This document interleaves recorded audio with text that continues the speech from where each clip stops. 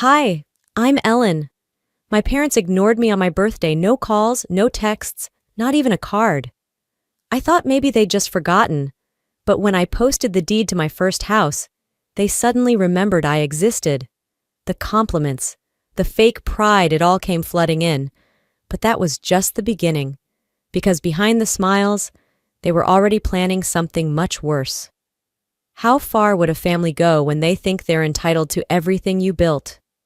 The evening air was crisp as I pushed open the door to my apartment, the quietness wrapping around me like a heavy blanket. February 12th, my 33rd birthday, and all I had to show for it was a microwave meal and a bottle of cheap wine. I wasn't asking for a parade. A call, a message, a lousy voicemail would have been enough. I kicked off my heels and made my way into the tiny kitchen, setting the flimsy plastic bag on the counter. The hum of the refrigerator filled the silence while I plated my dinner. I glanced at my phone on the kitchen island, willing it to light up with something, anything. But no, just a string of notifications from colleagues and a distant friend from college, the kind that posts a happy birthday graphic once a year out of politeness. Nothing from them. I ate mechanically, each bite tasting more like regret than food. I kept refreshing my messages like some desperate teenager waiting for validation that wasn't coming. Every few minutes, I caught myself glancing at the clock. 8, 9, 10.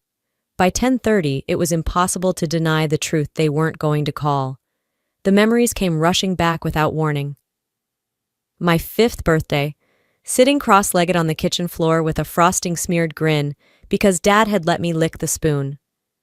My 10th birthday, when Mom bought a store-bought cake but still lit 10 candles with trembling hands, whispering wishes into the dark kitchen. My 16th, the keys to a battered old Honda pressed into my palm as Israel sulked in the background. They used to care. Or maybe I was just convenient to care about back then. I stared at the black screen of my phone as if it owed me an explanation. I kept asking myself, how did it get like this? When did growing up turn me into an afterthought? I wasn't some perfect daughter, sure. I didn't show up at every barbecue. I didn't pretend to be interested in Facebook drama or who won Friday night poker games. But I was steady. I was always there when it mattered. Apparently, that didn't matter anymore. The emptiness settled deep into my bones, heavy and stubborn. I wanted to cry, but the tears wouldn't come. Not because I was strong, but because it just wasn't surprising anymore. The slow erosion of care over years didn't shock me now. It exhausted me. Sometime close to midnight, I poured myself a second glass of wine and stood by the window, looking out over the quiet Charlotte streets. I thought about texting them some weak, pitiful message about how today had felt. But something inside me, something jagged and electric, whispered no.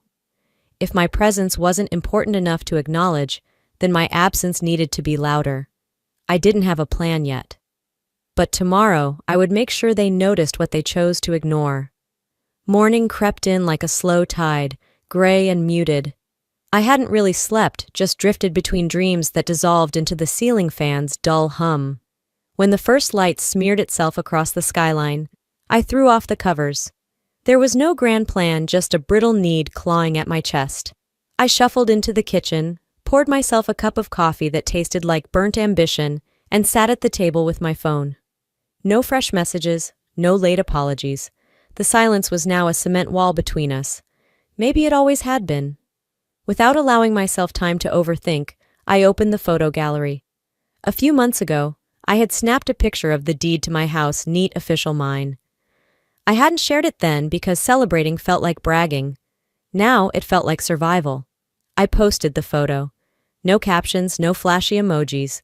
Just the cold, black and white proof of my existence. I hit share before the self-doubt could claw me back. The minutes passed with agonizing slowness. My coworkers reacted first heart emojis. Congrats, Ellen! You earned it! Little flashes of kindness I hadn't expected warmed the edges of my mood. Friends from college chimed in too, some I hadn't heard from in years. For a brief, foolish moment, I let myself believe today might be different. Then, about 2 hours later, the notifications started rolling in, ones I didn't expect, ones that made my stomach clench. Howard liked the post. Myra left a heart emoji. Israel commented, "Proud of you, sis." Like he hadn't spent the last 3 years pretending I didn't exist unless he needed something. It was all so public, performative. I stared at their names on the screen, feeling the bitter taste of recognition settle under my tongue. Where were these hearts when I graduated law school without anyone in the audience? Where was the proud of you when I bought this house after years of overtime, after holidays spent alone because work was easier to stomach than awkward family dinners? Now, suddenly, I was worth noticing, worth clapping for. Now, when there was something tangible to take pride in by association. I put the phone face down on the table and pressed my palms against the cool surface, grounding myself. It would have been so easy to reply, to reach back out, to pretend the slate was clean just because they were throwing me a few cheap words like scraps to a dog. But deep down, the truth gnawed at me. Genuine love doesn't show up only when there's a camera flash or a crowd to impress. I wasn't going to make a scene. Not yet. I would just watch, observe, let them show me exactly who they were. The days that followed moved quietly. I went through the motions commuting, answering emails, sitting through meetings, but beneath it all, something restless stirred. I knew better than to trust the sudden flood of affection. Patterns don't change just because they put on a new mask. On the morning of February 14th, my phone buzzed before my alarm. I blinked at the screen. A message from Howard. "Morning, sweetheart. Thinking maybe we should catch up? Lunch on us?" A minute later, Myra's text arrived. "We miss you, Ellen. It's been too long. How about a nice family lunch?" Then Israel. "Yo, sis, let's hang. We need some quality fam time." It would have been funny if it weren't so transparent. Still, curiosity got the better of me. I agreed to meet them at a small diner just outside town neutral ground. The next afternoon, I got there early and took a booth by the window. A tired-looking waitress dropped off a menu and a glass of water. I tapped my fingers on the table, waiting. When they arrived, Howard, Myra, Israel, and Aileen trailing behind their smiles were too wide, too forced. We ordered and made awkward small talk about weather and traffic. Then came the compliments, laid on thick. "You're doing amazing, Ellen," Howard said, clapping my back with a little too much force. "Your house must be gorgeous," Myra added brightly, stirring her iced tea too fast. Aileen leaned closer, voice syrupy. "Big houses can feel lonely though, right? Especially when it's just you." She let the words hang there, baiting me. I smiled, even as the walls pressed in. Israel took a long sip of Coke and added, "Me and Aileen are kind of between places. Nothing big, you know how it is. Maybe we could crash at your place? Just for a little while." Howard jumped in like it was the most natural thing in the world. "Honestly, sweetheart, your mom and I were thinking, our old place is getting tough to maintain. My back's been killing me. Maybe we could move in for a bit too. Family bonding and all that." They smiled like they were offering me a gift, not a burden. I placed my fork down carefully, my hunger gone. Every instinct screamed to tear through their lies, to expose the truth they were trying so hard to dress up. But I didn't. Instead, I tucked a loose strand of hair behind my ear and smiled just as sweetly. "I'll think about it," I said, voice steady and calm. But inside, the decision was already made. The drive home after lunch blurred into brake lights and white lines. I gripped the steering wheel too tightly, replaying their words, dissecting every fake smile and loaded comment. By the time I pulled into my driveway, the decision was set, heavy and sure in my chest. That evening, after a long shower and hours staring blankly at the TV, I typed out a message. "I've thought about it," I wrote carefully. "I need this space for myself. I hope you understand. No apologies, no explanations, just the truth, simple and final." I hit send, set the phone face down, and refused to let guilt creep in. For a few blissful hours, the silence held. Then, like slow leaks in a sinking ship, the backlash started. First came the passive-aggressive Facebook posts. "Some people forget who loved them first," Myra wrote, pairing it with a blurry photo from a long-forgotten family barbecue. Minutes later, Howard added his own jab. "When money talks, family walks." Aileen didn't bother with subtlety. Some folks only remember blood when it's convenient. I stared at the screen, feeling the slow, familiar sting of old wounds reopening. I hadn't even replied, and already they were rewriting the story with me cast as the villain. By morning, my inbox buzzed with messages. "Hey, Ellen, everything okay? Your mom seemed pretty upset yesterday," a neighbor texted. Another from a distant family friend read, "Heard some stuff. Hope you're not letting success get to your head." Success. As if scraping together enough to buy a modest home after years of work was something to be ashamed of. Rumors spread like weeds, quick, messy, impossible to contain. I realized this wasn't just about me refusing them a place to stay. It was about control, about punishing me for stepping out of reach. The urge to respond, to defend myself, burned hot. It would have been easy to post my side, to lay out the truth for everyone to see, but I didn't. Instead, I opened a blank note on my phone and typed, "Silence isn't surrender, it's strategy." They wanted a reaction. They wanted me tangled back in their narrative. But I wasn't that desperate girl anymore, begging to be understood. Let them talk. Let them reveal themselves. When the time came, I'd be ready. The tension that had been simmering finally found its moment to boil over. It started with a call from Israel late one afternoon while I was at my office, buried in paperwork. His voice was unusually smooth, casual, too casual. "Hey, Ellen, you got a minute? Thought maybe we could, clear the air," he said. Something in me knew better, but I agreed. We arranged to meet the next evening at my house. When I opened the door, it wasn't just Israel standing there. Howard and Myra flanked him, their faces pulled into tight, practiced smiles. I stepped aside, letting them in, keeping my own expression as neutral as stone. We settled around the dining room table, the same table I'd dreamed about having for years, solid oak, earned with long nights and early mornings. Israel didn't waste time.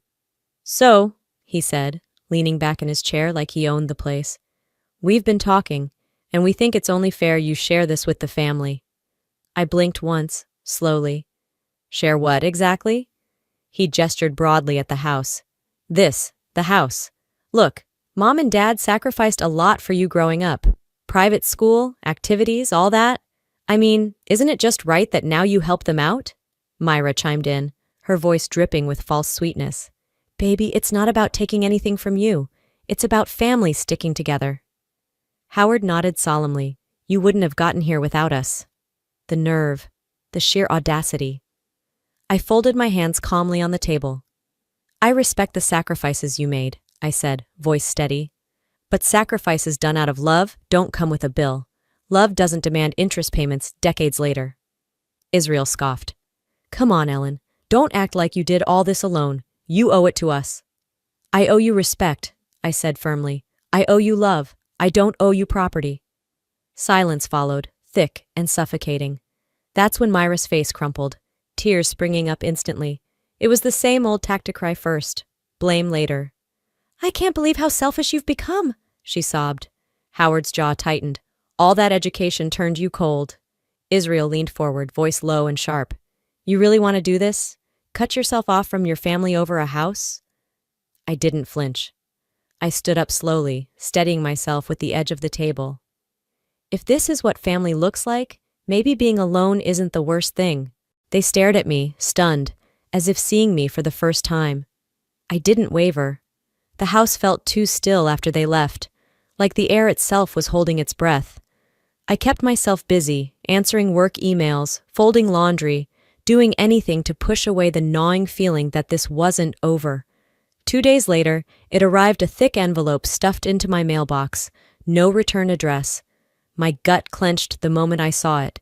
Inside was a letter stamped with what looked like a law office's logo, though something about it felt off. The wording was sloppy, the threats exaggerated.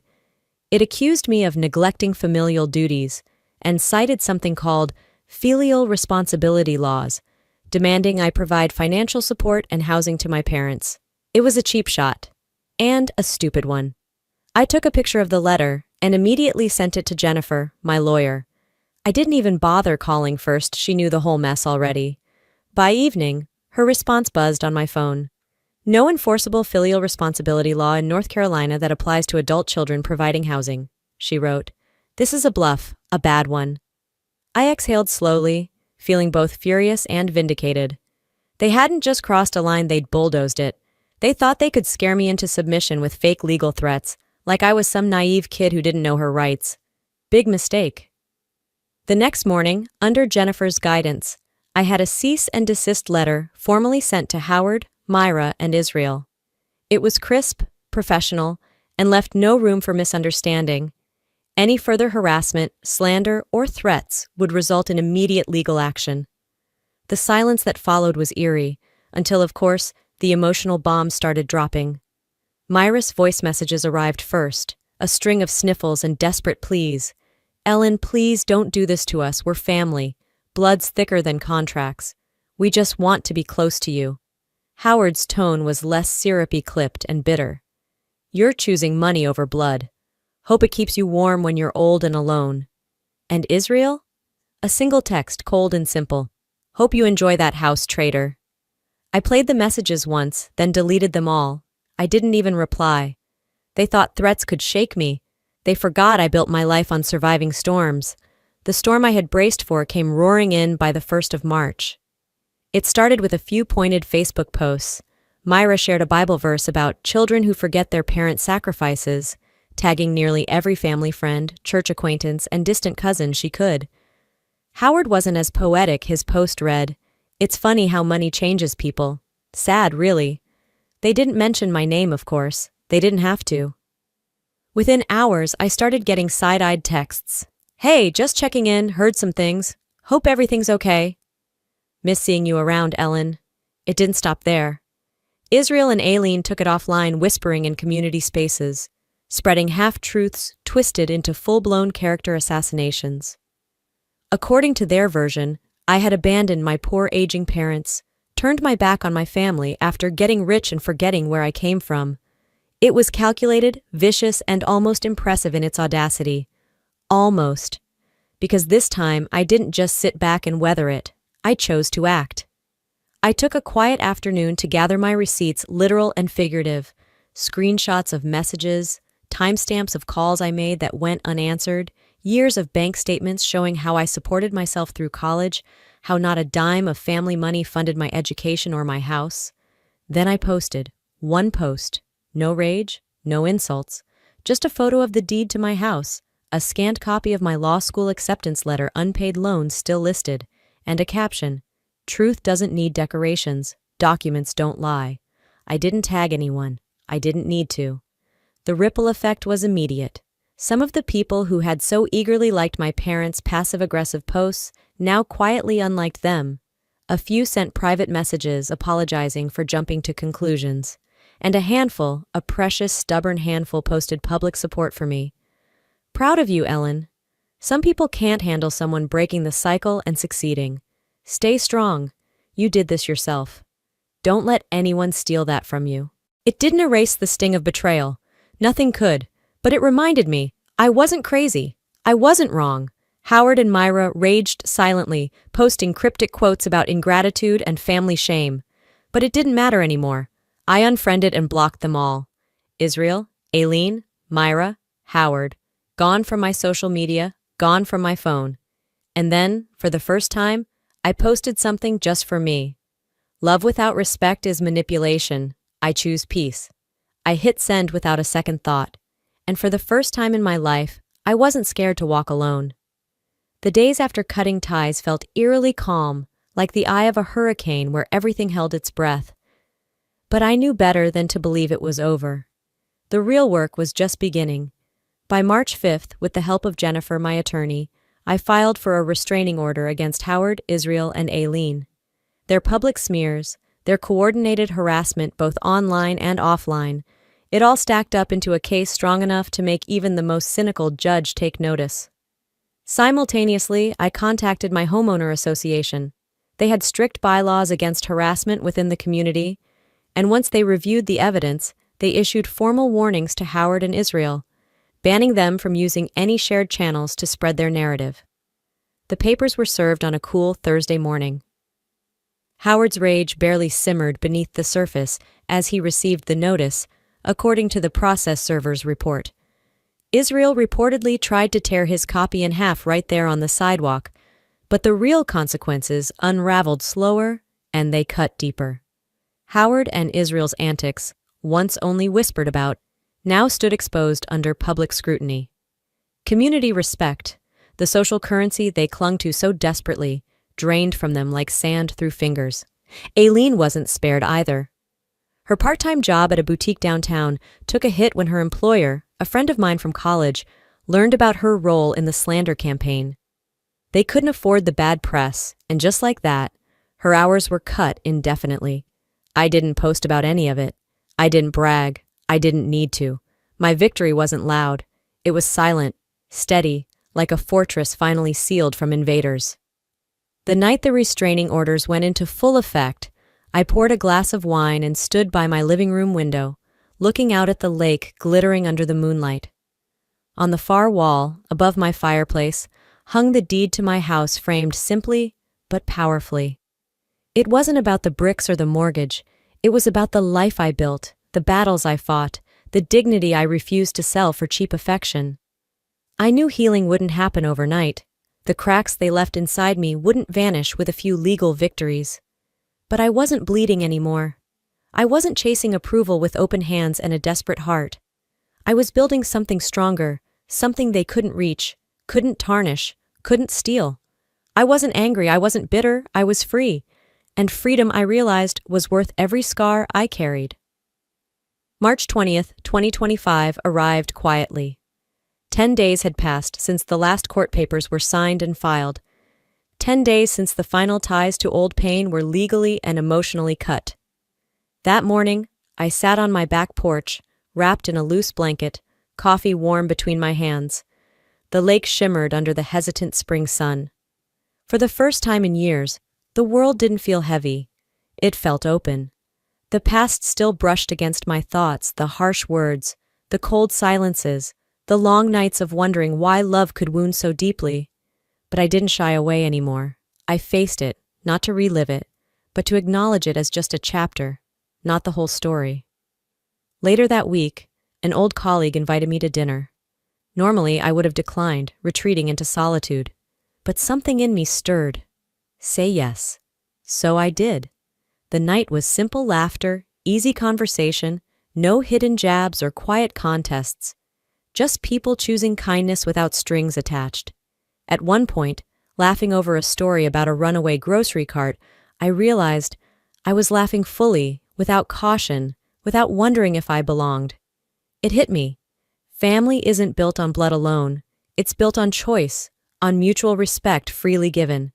In the weeks that followed, I poured energy into something that mattered, starting a small scholarship fund for young women from underprivileged backgrounds, women fighting battles I once knew too well.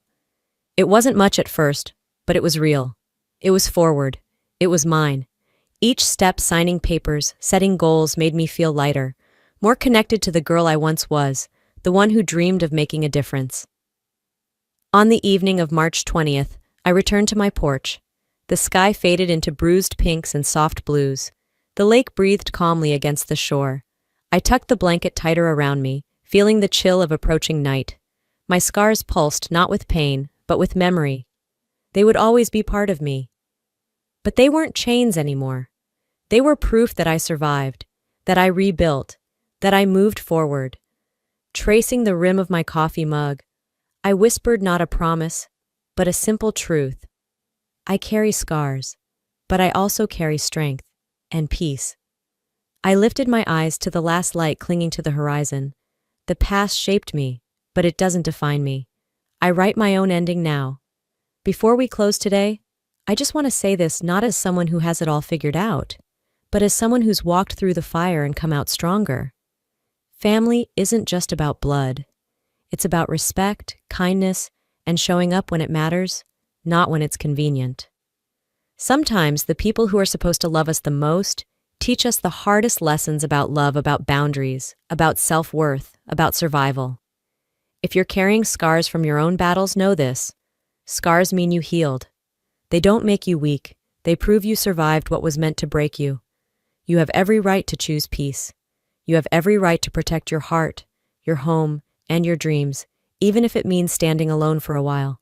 And trust me, standing alone in your truth will always be better than standing with people who only love the version of you they can control. What about you? Have you ever had to make a hard choice between keeping your peace and pleasing others? I'd love to hear your story in the comments below. If this story touched your heart, type 1 in the comments and tell me where you're watching from. If you didn't connect with it, that's okay too. Tell me what you think and where you're tuning in from. And if you want more real, raw, powerful stories like this, don't forget to subscribe to the channel and turn on notifications so you don't miss what's coming next. Thank you for sharing this journey with me today. Stay strong, stay true, and most of all, stay free.